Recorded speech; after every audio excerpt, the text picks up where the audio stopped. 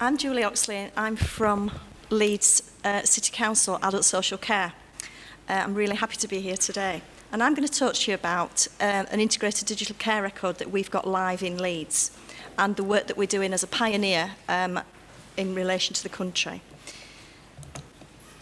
The slides have been provided for me by the two clinicians that are working as part of the team, which is Tony Shannon, the clinical director, and Joanne Dixon, the lead nurse for informatics.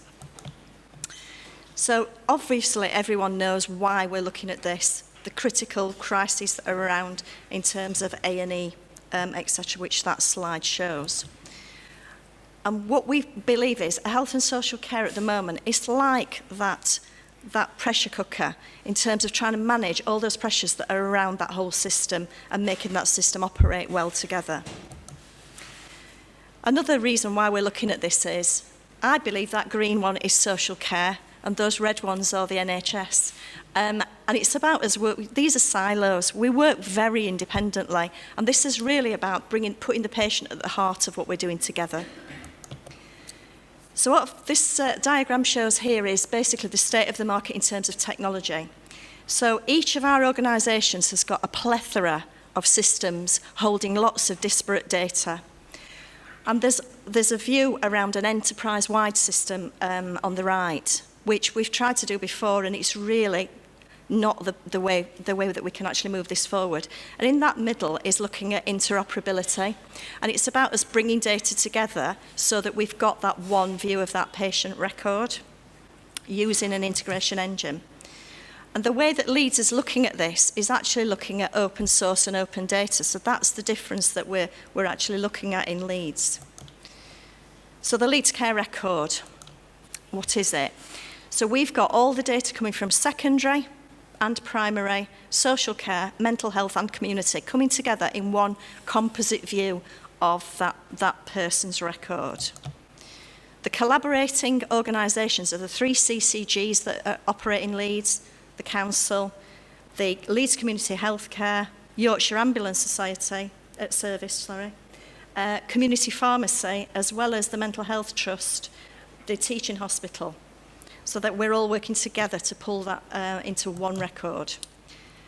The Leeds Care Record is providing access to that patient information from all those existing systems across the city. It's built from a portal that already exists in the Leeds Teaching Hospitals, where all that data is already into one record and is being used every day. And it's using the PPM Plus platform, and it's using agile methodology if you're interested in that. We're looking at sharing common information, so that includes things like medications, allergies, test results, and it's all for direct care purposes. And I think the key things is it is patient-centred, it's patient-led. It's about supporting those integrated teams in the community. So it's that whole system approach that we're looking at. It is clinically led, but we've got a strong ethos of patient engagement and awareness. Here's a couple of views, screen views. So we've got a single patient view, we've got a multi-patient view, and we've got an aggregated data view. So this is a view that can be used on a ward. So it's almost a virtual ward view of the data.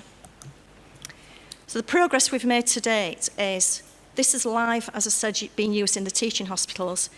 It's live in 104 GP surgeries out of 109 across the city, with those others signing up at the moment. We're looking at contribution of mental health, social care and community data starting being planned now, and I can confirm that in July we'll have a view of where a social care live record is with the contact details. So if someone's in an A&E situation and they need to know whether there's a social care package in place, rather than having to look at, check, they'll know whether there is, and then they can follow it up. So it's just those small indications that make a big difference. As it says there, there's 673,000 patient records, and we've only got 44 opt-outs, and I think that's a remarkable statistic. It's actually through the trust and the communications toolkit that we're using with GPs in those live direct care environments that have actually built that trust environment. And we've also got the regional oncology records in there as well.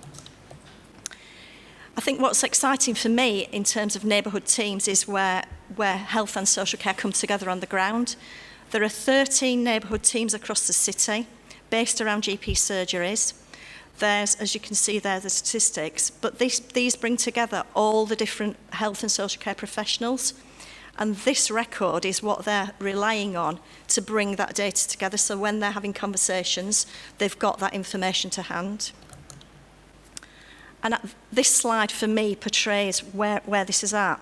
And I think you can see what's said there, but in every single statement, I think down that slide, the word see is in most of those.